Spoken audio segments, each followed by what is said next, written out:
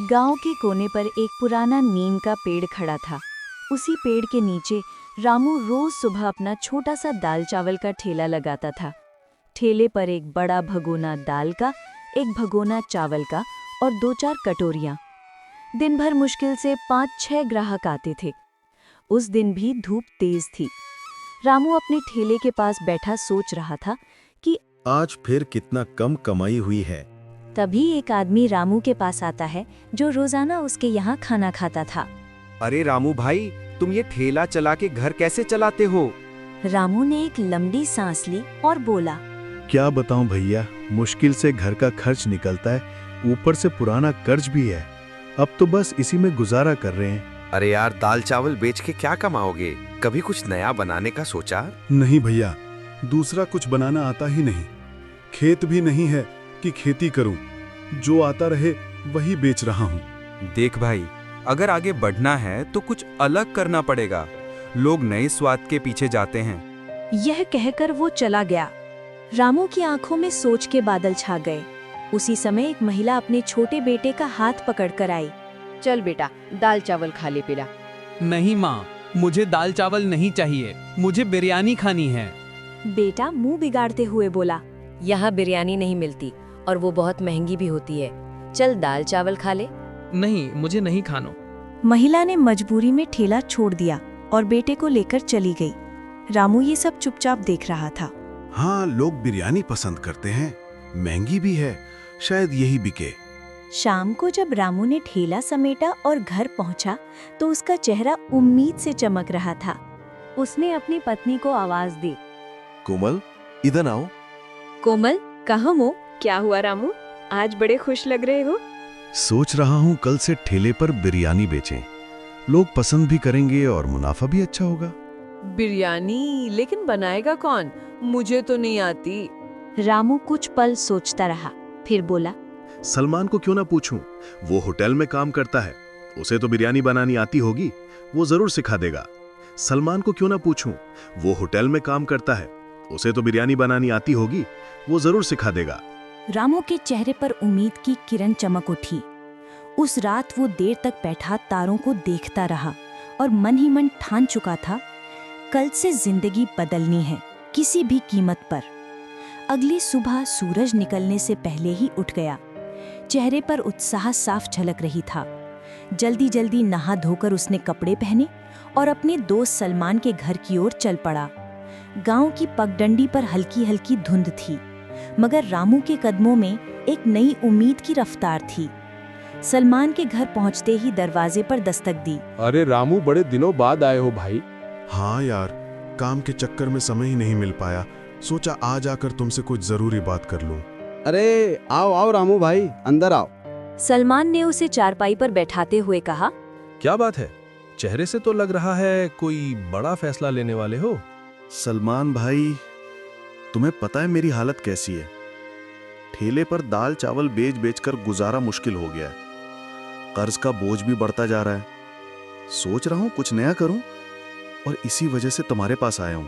सलमान ने गंभीर होकर पूछा, भाई, मुझे तुमसे बिरयानी बनाना सीखनी है। सुना है तुम्हारी बिरयानी का जवाब नहीं। सलमान का चेहरा खिल गया। अरे भाई, बस इतनी सी बात, ये तो बड़ी आसान चीज है, बताता हूँ। रामू उत्सुकता से उसकी बात सुनने लगा। सलमान बोला, सबसे पहले बताओ, मटन की बिरयानी बनाओगे या चिकन की? मटन की। गांव में लोग मटन ज्यादा पसंद करते हैं। ठीक है। सलमान ने हाथ से इशारा करते हुए समझाना शुरू किया। सबसे पहले मटन को अच्छे से धो लेना, फिर उसमें दही, लाल मिर्च पाउडर, खड़े मसाले, तेल, हरी धनिया और पुदीना डालकर अच्छी तरह मिक्स कर दो। इसे कुछ देर मैरिनेट होने दें। रामू उत्सुकता से उसकी बात सुनने लगा। सलमान बोला, जब तक मटन मैरिनेट हो रहा है, तुम चावल उबाल लो। उसमें भी खड़े मसाले और थोड़ा नींबू डालना, इससे खुशबू बढ़ेगी। फिर मटन को धीमी आंच पर पकाना। करीब 90% पक जाए तब उसके ऊपर चावल डालकर ढक दो। फिर 30 मिनट दम लगाना और तैयार। रामू उत्साह से बोला, अरे भाई, ये तो सच में आसान है, बस सही तरीके से पकाना होगा। हाँ, आसान है, लेकिन याद रखना, दम और धीमी आंच ही असली स्वाद लाती है। अगर ये सीख गए तो यकीन मानो लोग उंगलियां चाटेंगे। रामू की आंखों में चमक आ गई। बस भाई। अब ठान लिया है, मटन बिरयानी का थैला लगाऊंगा। उम्मीद है कुछ कमाई हो जाएगी। तू मेहनती हो रामू, यकीन मानो तेरा ठेला गांव में मशहूर होगा। शुक्रिया भाई, तुमने हिम्मत दी। अब चलता हूँ, कल की तैयारी करनी है।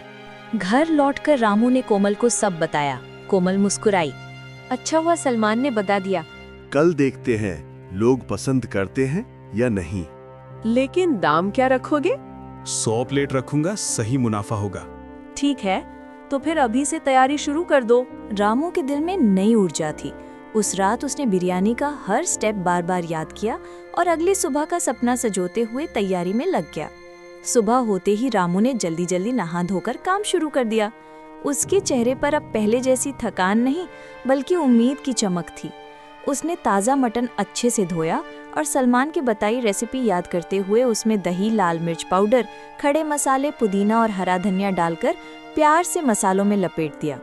कोमल, देखना, आज गांव में ऐसा स्वाद फैलेगा कि लोग खुद चलकर आएंगे। हाँ, भगवान करे आज तेरा ठेला लोगों की पसंद बन जाए। मैं भी तेरी मदद करती हूँ। रामू ने चावल उबालते हुए नींबू का रस और मसाले डाले।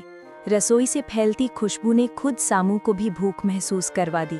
बड़े बड़े हांडों में बिरयानी भरकर उसने ठेला सजाया और गांव के मुख्य चौराहे पर पहुंच गया। जैसे ही बिरयानी का पहला दम खुला, उसकी खुशबू चारों ओर फैल गई। राह चलते लोग रुककर देखने लगे। तभी कल वाली महिला और उसका छोटा बेटा वहां से गुजरे। माँ, देखो देखो, यहाँ मटन बिरयानी है। बच्चा उछलते हुए बोला। महिला चौंकी। अरे हाँ, यहाँ बिरयानी, वो भी मटन की। चलो आज ही खाते हैं। दोनों ठेले के पास पहुंचे। हाँ दीदी, आज स्पेशल मटन बिरयानी है। एक बार खाकर देखिए, उंगलियां चाटते रह जाएंगी। अच्छा, कितने की प्लेट है? बस 100 रुपए की एक प्लेट, और उसमें 2 बड़े मटन के पीसेस मिलेंगे। रामू ने प्यार से एक प्लेट परोसी। महिला और बेटा जैसे ही खाने लगे, उनके चेहरे खिल उठे। अरे भाई, ये तो कमाल की बिरयानी है। महिला ने चौंक कर कहा। बेटा खुशी से बोला, माँ, ये तो रेस्टोरेंट से भी अच्छी है, एक प्लेट और दे दो। महिला हंसते हुए बोली। रामू के दिल में खुशी की लहर दौड़ गई। उसने तुरंत दूसरी प्लेट बना दी। महिला ने खाते खाते कहा, भैया अब दाल चावल मत बनाना, तुम्हारी मटन बिरयानी तो लाजवाब है। इसी बीच 2 बुजुर्ग आदमी थैले के पास आए।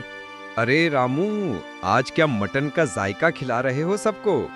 काका, सिर्फ मटन नहीं, मटन बिरयानी है।